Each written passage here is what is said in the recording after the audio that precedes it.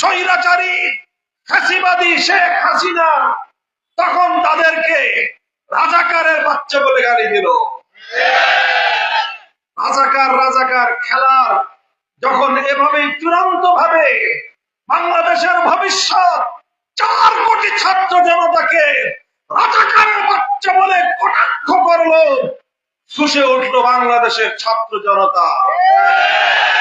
প্রতিটি স্কুল থেকে কমলমতি শিশুরা বেরিয়ে আসলো কলেজ থেকে আমার কমল সন্তানেরা, আমার স্কুল কলেজ আলিয়া মাদ্রাসা, কওমি মাদ্রাসা, ইউনিভার্সিটি, পাবলিক এবং প্রাইভেট ইউনিভার্সিটির সকল ছাত্ররা ভেদাভেদের সকল দেওয়াল ভেঙে গুড়িয়ে দিয়ে টেকনাফ থেকে দুনিয়ায় ছাত্র জনতার এক অভূতপূর্ব ঐক্য গড়ে তুলেছিল।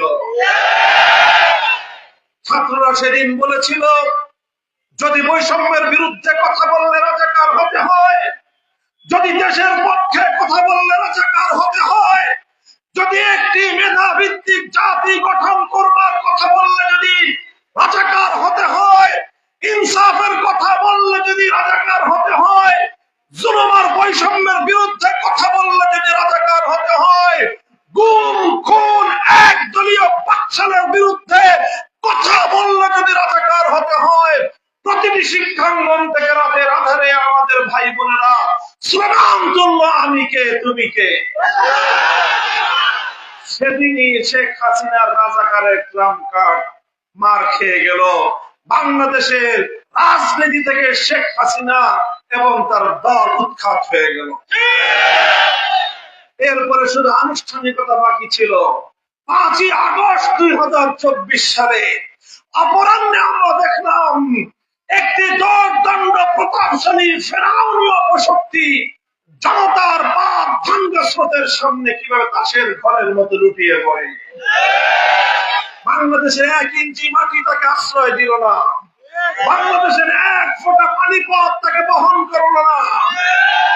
সে হেলিকপ্টারে করে পালিয়ে গিয়ে যেই দেশের এজেন্ডা বাস্তবায়ন করার জন্য 15 বছর পর্যন্ত বাংলাদেশের মানুষের ভাত এবং ভোটের অধিকারকে পায়ের তলে পিষ্ট করেছিল, দাদা বাবুদের কোলে গিয়ে তাকে আশ্রয় নিতে হলো। এরপর আমরা দেখছি সেখান থেকে বসে অব্যাহত ভাবে সে পাগলের প্রলাপ বকতেছে। আমরা আগেই বলেছিলাম শেখ হাসিনা একজন সাইকোপ্যাথ, তাকে মানসিক চিকিৎসা করানোর প্রয়োজন। তার কল্যাণকামী আওয়ামী লীগের নেতা কর্মীরা যদি থেকে থাকেন, নেত্রীকে পরামর্শ দেন, আমাদের পাবনায় এখন আর জায়গা নেই, ভারতের কোথাও সেখানে কোথাও মানসিক সুস্থতার চিকিৎসা করার, সেখানে বসে বসে বাংলাদেশের বিরুদ্ধে, বাংলাদেশের রাষ্ট্র এবং জনতার বিরুদ্ধে উস্কানি দিয়ে দেশে গৃহযুদ্ধ বানাবার পায়তারা করছে। এই সেদিনও গোপালগঞ্জে বাংলাদেশের জুলাই অভ্যুত্থানের নায়কদেরকে তাদের শান্তিপ্রিয় রাজনৈতিক কর্মসূচিতে সন্ত্রাসী হামলা চালিয়ে প্রমাণ করেছে কয়লা ধুইলে ময়লা যায় না।